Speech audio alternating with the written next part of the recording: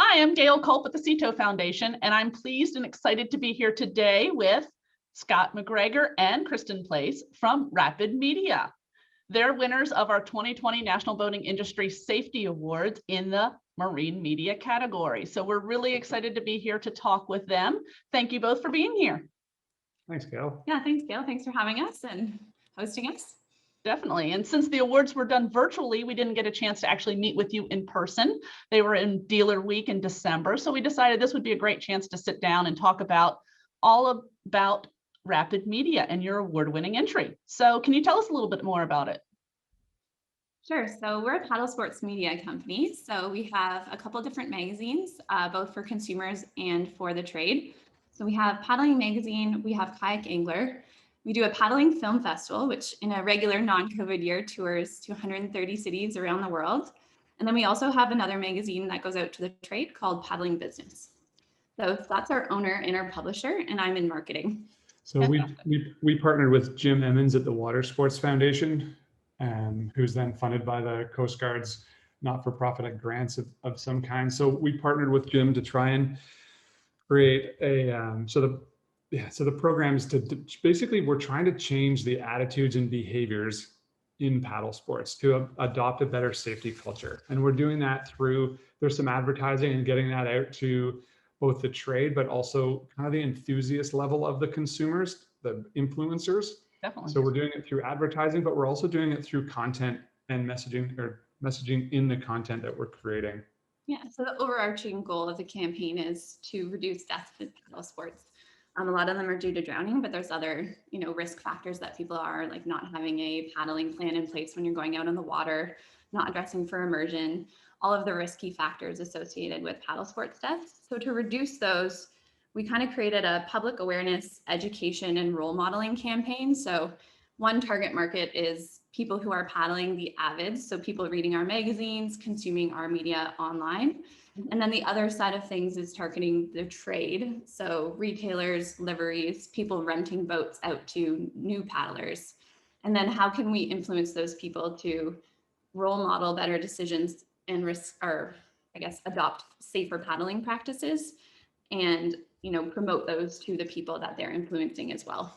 So it's like make them aware of potentially dangerous situations or fatal situations, and then trying to create a culture where they're doing the right, their life jacket wear. Life jackets are such an easy one to pick on because it's such an it's like helmets or seat belts. It's such an easy thing that we know saves lives. So to create a culture, make them aware of dangerous situations, and then create a culture where wearing your life jacket, for example, is just what we do as paddlers. And we need to do that in a way that doesn't make paddle sports look risky and turn off consumers from joining the sport. Just when they join the sport, hey, this could be potentially dangerous, and here's a great way. This is just what we do here in terms of life jacket wear. Definitely. Yeah. One of the sayings that we have at the CETO Foundation is we like to make boating safe and fun, that the two can go hand in hand. You can be safe and have fun at the same time. Yeah, for sure. Yeah, so through Paddling Magazine, Kayak Angler, and our film festival, we're reaching those consumers on a multi-channel marketing campaign. So, in our magazines, but also in video, on social, in our newsletters, anywhere that those people are consuming paddle sports media, we are targeting and reaching them with safety messaging. And then the same thing over on the B2B side, we're influencing retailers and people renting boats to, one, know about the risks, teach their staff to teach the people buying or renting the boats about the risks, and then create that cultural shift of those people, adopting safer practices, making the float plan, always wearing a life jacket. An example would be, if you're renting somebody a paddleboard, the person who's direct with the customer at the paddleboard rental shop, reminding them the importance of why and like all the reasons you need to actually wear that leash on your paddleboard. Rather than just handing it to the consumer, the renter, and like wishing them a nice afternoon. Yep. Yeah. So. Very true. So how did you hear about the National Boating Industry Safety Awards? Well, this is the second year, correct? Yes. For this? Yep. Yeah, so I'm pretty sure last year when you first launched this award, Jim Emmons at the Water Sports Foundation encouraged us to enter. Mhm. So he was kind of, when it came around to this year, we were nudged along saying, hey, you guys should do this. I think this is a great program. Yep. So, Jim is a fantastic partner of ours, and he's also a member of our North American Sober Skipper Advisory Council, which helps oversee and judge the National Boating Industry Safety Awards. So yeah, he's a big advocate for sure in paddle sports, but also power boating, I think. definitely. Yeah. So why did you choose to enter your all of your programs in the awards competition? Sure. So we've been working with Jim for years, but in 2017, well, I guess in 2019 and or maybe it was 18, the Outdoor Foundation and the American Canoe Association, so the ACA, they came out with a report on paddle sports deaths and on risk factors, looking at participation and trying to dig deeper into the stats of what was happening. And that report showed us that in a year, 22 million Americans paddle, which is massive. It's 7.9% of the US population. So a lot of people getting on the water, but not necessarily, not every one of them out there is educated. Yeah. There were, I think 141 or 147 deaths in 2017. Between 2015 and 2017, when they knew the cause of death, 79% of those deaths were from drowning. Yeah. And 3 out of 4 of those people, of those victims, wasn't wearing a life jacket. So just hearing those stats and realizing that these are people on the water and we're losing lives from something where it's wearing a life jacket you can't the blanket clause across every one of those deaths for the reason that a life jacket would have saved them, but definitely more people wearing life jackets. So there's also a study said that 15% of Americans, or I guess, don't think life jacket wear is important.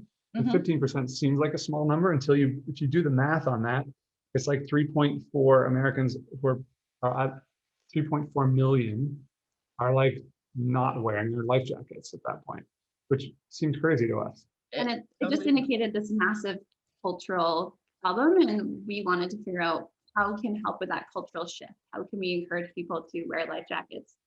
And for any of the other reasons that people were drowning or losing their lives, how could we, bring more people to adopt safer practices? We also realized working with Jim that 1 in 3 boating deaths was paddle sports related, canoe, kayak, or SUP, which is proportionally way out of whack in terms of number of people actually people doing on it. the water. That's right.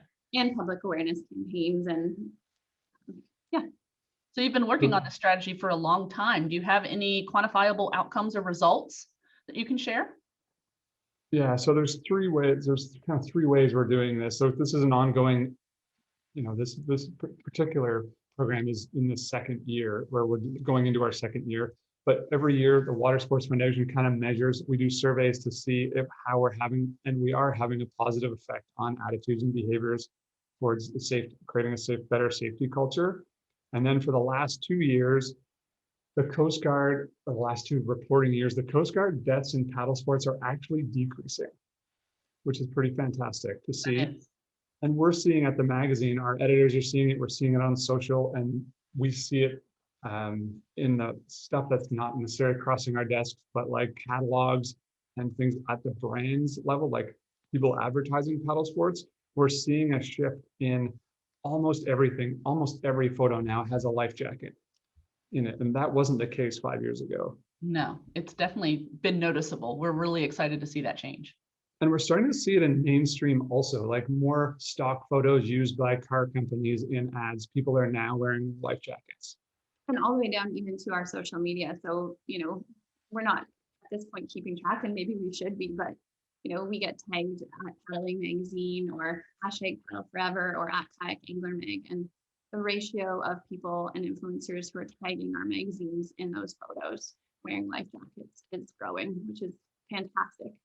It's now the exception, then it's almost more the exception to see a photo without somebody wearing a life jacket or a leash than the other way.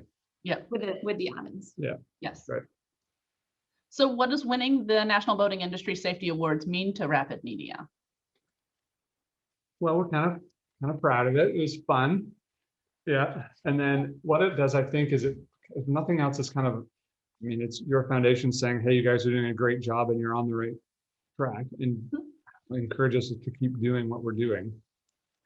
For sure. And this is, like I said, we're now rolling into year 2 of this and of a 3-year program. So it's, yeah. For me, winning an award is, well, actually, you know what, I speak on probably, we've talked about this as all the staff, and winning an award is an honor, and we actually really appreciate it. The bigger kind of award is actually, you know, if we save 1 or 2 lives, if we save 10 lives, if we save 100 lives, you know, one more family who's not going through tragedy, that's a win for us. So Definitely. yes, thank you very much for the award, but we just want to continue doing what we're doing so that we can get paddle sports safer and, you know, not have any more families losing people. Yeah, definitely. Do you have any plans to market or promote the award internally and externally, or have you already? So we had a little like Beer Friday celebration at the office. That's And so then, you know, there's 14 of us on the team. So externally, however, we've shared it already through press releases out to both the industry as well as just readers of ours and, you know, the consumer end of things. And with your permission, I think we were going to include the logo in the magazine, also on the website, which is okay for us to do. Gail, we Yes, can do definitely. Yeah. that? Okay. The logo is yours to use. Yeah, sure. But the idea there is essentially, I mean, sure, it's cool that we won this award, but it's another way when these press releases go out to say that, to kind of reinforce the safety messaging. Bring awareness to your program too, because there's there's the media award, but there's another award as well for retailers. Yes, there's a retailers award, and we have it segmented for different segments of the manufacturing categories. So we have powerboat manufacturing, sailing, paddling, and all the even gear and equipment manufacturers. So that way, whatever niche company is in, we can recognize them if they're going above and beyond. Right. So sharing that with retailers that we have contacts with and different people in the industry. Yeah. We'll bring more attention to that, and we'll even help this campaign in year 2 and year 3, because the more attention the campaign has to those retailers, the more of those retailers who, you know, will realize the benefits of educating their staff and, you know, passing that message on all the way down to the consumer and the people who are participating. Totally true. So now that we're coming into 2021, do you have any plans this year? Anything new coming up? You said you're in the middle of your 2nd year for a 3-year program, but anything else to share? Yes, go ahead. Cristin. Yeah, so we're going to continue doing what we're doing. It's working. We're, you know, we're putting the message out there. We're hitting at it. The businesses, the retailers, the rentals, those are like, we're seeing positive change. But there's another, you know, market that we're realizing, and it's surging with COVID. There's massive increases in participation in paddle sports right now. Yes. The retailers are seeing it. The brands are out of stock. You know, we're seeing that in consumption of media. So we're looking at creating campaigns that really target new paddlers to encourage them to adopt safer paddling practices. More than ever, there's people coming to paddle sports because of social distancing. Outdoors is kind of cool in this crazy pandemic world, but like these folks are buying boats in places that don't have staff, that they might not even sell the proper safety equipment in these stores, and they certainly don't have retail staff, expert retail staff making good recommendations for even boat choice or equipment choice or waterway choice. So, and these folks are maybe just coming to paddle sports without any friends, family, clubs, any other sort of like avid, like this cultural shift that we're making. They might be completely without any influence of that. Exactly. So the programs we're working on now, Gail, we're trying to like figure out how do we get to these folks. And you know, people are buying boats online and having them delivered to their house. Yep.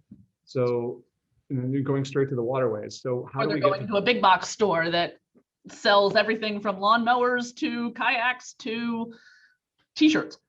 Sure. So how do we get to the programs we're developing now? Is how do we get to that consumer group, that user group, and you know, put the messaging in front of them?